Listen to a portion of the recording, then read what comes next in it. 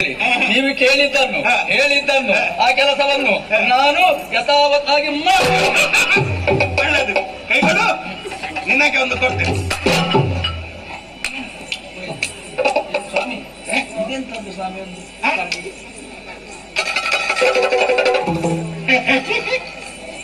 ಭಾಷೆಯನ್ನು ತೆಕ್ಕೊಂಡಿದ್ದೆ ಕೆಲಸ ಮಾಡ್ತೇನೆ ಅಂತ ಹೇಳುವಾಗ ಅದನ್ನು ಕೊಟ್ಟದ್ದು ಏನಿದು? ನಾನದು ಪ್ರಪಂಚ ತಿರುಗುವಂತಹ ಹೊತ್ತಿಗೆ ನನ್ನ ಕೈಗೆ ಸಿಕ್ಕಿದಂತಹ ವಸ್ತು.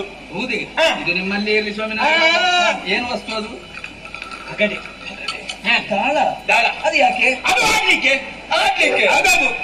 ನೀವು ಯಾರೊಟ್ಟಿಗೆ ಆಡುದು? ನಾನು ಆಡುದಿಲ್ಲ. ಮತ್ತೆ ನನಗೆ ಆಟ ಆಡಿ ಗೊತ್ತಿಲ್ಲ. ಆಡಿ ಗೊತ್ತಿಲ್ಲ. ಆಡಿ ಗೊತ್ತಿಲ್ಲ. ಮತ್ತೆ ಆಟ ನೋಡುದು ಮಾತ್ರ. ನೋಡುದು? ಆಡಿಸುವುದು ನೋಡುದು. ಹೌದಾ? ಅದು ನೋಡಿ ವೀಳ್ಯ ಕೊಡ್ಲಿಕ್ಕೆ ಉಂಟ ಕಡೆಗೆ ಇಲ್ಲ. ಆಮೇಲೆ ಆಟ ಆದ ಮೇಲೆ ವೀಳ್ಯ ತನ್ನಾಗಿ ಅವರಿಗೆ ಬರ್ತದೆ ಆಡಿದವರಿಗೆ. ಸ್ವಾಮಿ ನೀವೀಗ ಇದನ್ನು ಯಾರಿಗೆ ಅಂತ ಹಿಡ್ಕೊಂಡು ಬಂದದ್ದು? ಏನಿದರ ಉದ್ದೇಶ? ಈಗ ಆಗಲೇ ಹೇಳಿದೆ, ಹೌದು, ಸಂಪತ್ತೆಲ್ಲ ನಿನ್ನ ಪಾಲಿಗೆ ಆಗಬೇಕು, ಇದನ್ನು ನೀನು ಆಡಬೇಕು. ನೀವು ಆಲೋಚನೆ ಮಾಡಬೇಕು ಅಂತ ಇಲ್ಲ. ಇಲ್ಲಿ ಕೆಲವರಿಗೆಲ್ಲ ತಿಳಿದವರು ಇದ್ದಾರೆ. ನಾನು ಆ ಕತ್ತಿಗಳನ್ನು ಅಲ್ಲ ಗಾಡಿಯಲ್ಲಿ ಕೆಲವೊಂದು ಕಾರ್ಯಕ್ರಮ ಇರ್ತದೆ, ಅವರ ಹತ್ರ ಹೇಳಿ ಆಡಿಸುವ ವ್ಯವಸ್ಥೆಯನ್ನು ಮಾಡಿ. ಅವರೆಲ್ಲ ಆಡಿದಂಥದ್ದು ಸಾಮಾನ್ಯ ಅವರೊಟ್ಟಿಗೆ ಆಡುವಂತದ್ದಲ್ಲ. ಚಕ್ರವರ್ತಿ ಇದ್ದಾನಲ್ಲ, ಹೌದು, ನಳ ಚಕ್ರವರ್ತಿ, ನಮ್ಮ ನಳ ಚಕ್ರವರ್ತಿ.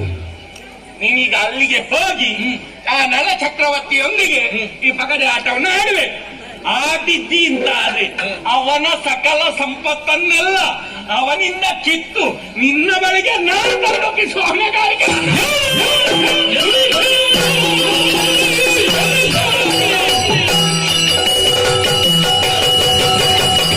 ಕಣ್ಣು ಮುಚ್ಚು.